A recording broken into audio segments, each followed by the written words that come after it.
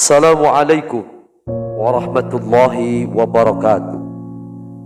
Alhamdulillahilladzi an'ama alaina bi ni'matil imani wal islam, alladzi bayyana al halala wal haram. Asyhadu an la ilaha illallah wa asyhadu anna Muhammadan abduhu wa rasuluh, la nabiyya wa rasula ba'dah. Allahumma salli ala sayyidina Muhammad wa ala ali sayyidina Muhammad. Amma ba'd. Segala puji bagi Allah, salawat ma'asalam bagi Rasulnya. Hadirin rahimana wa iyyakum ajma'in. Al-Kisah dalam satu kitab Riyadhus Shalihin diterangkan, ada sebuah kisah yang diriwayatkan dari Sa'id bin Abdul Malik bin Sinan Al-Khudari radhiyallahu anhu, bahwasanya Nabi Muhammad sallallahu alaihi wasallam pernah bersabda. Beliau pernah bercerita bahwa terjadi di tengah-tengah generasi sebelum kalian dahulu, kata Rasulullah sallallahu alaihi wasallam, ada seorang pembunuh yang sudah melakukan pembunuhan sebanyak 99 nyawa. Lalu setelah membunuh 99 nyawa tersebut, seorang pembunuh tersebut mendapatkan hidayah dari Allah Subhanahu wa taala dan hendak ingin bertaubat dan nasuha, dan kepingin menyembah Allah Subhanahu wa taala. Lalu di tengah-tengah niat untuk bertaubat kepada Allah Subhanahu wa taala, ia bertanya ke sana kemari tentang seseorang ulama di antara penduduk bumi yang bisa membimbing aku bertobat kepada Allah Subhanahu wa taala. Setelah beliau bertanya kepada beberapa temannya, setelah itu ditunjukkan kepada seorang rahib. Ia segera menemui si rahib. Ketika dia bertemu dengan rahib, sang pembunuh tersebut mengutarakan isi hatinya. Ia mengatakan bahwa kepada sang rahib, "Wahai sang rahib, aku pernah membunuh 99 nyawa, dan aku sekarang ingin bertobat kepada Allah Subhanahu wa taala, ingin bertobat kepada Tuhan yang Maha Esa. Apakah taubatku ini akan diterima oleh Tuhan, oleh Allah Subhanahu wa taala?" Ketika sang pembunuh bertanya kepada sang rahib, lalu sang rahib pun menjawab, "Wahai sang pembunuh, karena dosamu sudah melampaui batas, maka taubatmu tidak akan mungkin diterima oleh Tuhan yang Maha Esa." Setelah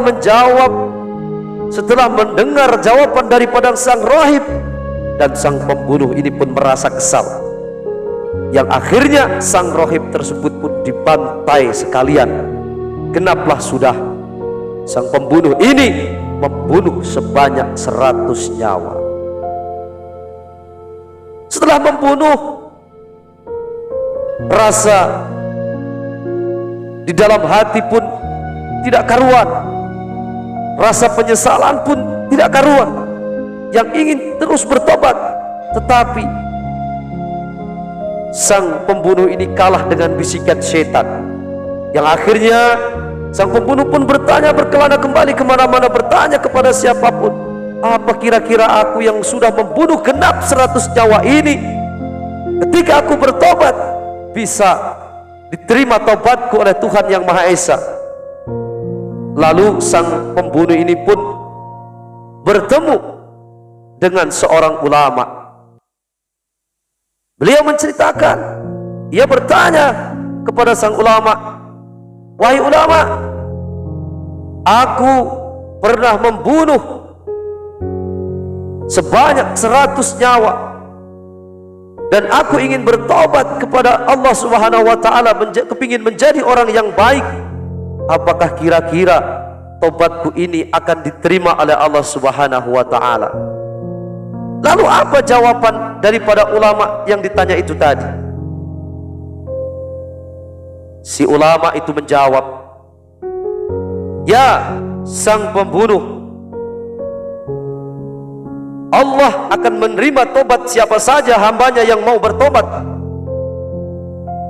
Walaupun dosamu menggunung tinggi, tapi rahmat Allah selalu melangit luas, yang akhirnya sang pembunuh itu pun merasa tenang, merasa puas dengan jawaban sang ulama tersebut.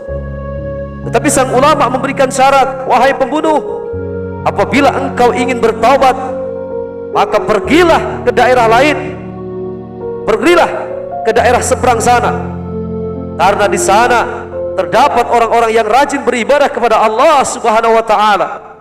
Beribadahlah kepada Allah bersama mereka, dan janganlah kembali ke daerahmu yang sudah rusak dan sudah bobrok. Karena kalau kamu nanti masih berada di daerah kamu, maka taubatmu mungkin tidak bisa langgeng, karena kamu akan terpengaruh lagi dengan orang-orang di sekitarmu. Lalu sang pembunuh pun menjawab, baik, wahai ulama, akan aku turuti perintahmu, karena aku memang ingin bertobat kepada Allah Subhanahu wa taala. Ia pun berangkat.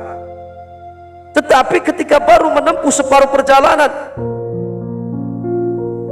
sang pembunuh yang sudah membunuh sebanyak 100 orang ini, maut pun menghampirinya, dan meninggallah sang pembunuh yang bertobat ini. Lalu malaikat rahmat dan malaikat adab saling bertengkar memperebutkannya. Malaikat rahmat berkata, orang ini pergi dalam keadaan bertaubat dan menghadapkan hatinya kepada Allah Subhanahu wa taala. Oleh karena itu, taubatnya pasti akan diterima, dan taubatnya akan diterima oleh Allah Subhanahu wa taala. Lalu malaikat azab berpendapat lain dan menyangkal, ia sama sekali tidak pernah melakukan amal kebaikan, wahai malaikat rahmat. Bagaimana dia mau diterima oleh Allah Subhanahu wa taala? Di dalam waktu perdebatan itu, akhirnya ada malaikat yang menjelma manusia turun mendatangi mereka berdua, dan oleh mereka ia sepakat dijadikan sebagai hakim yang akan memutuskan dua perdebatan malaikat tersebut.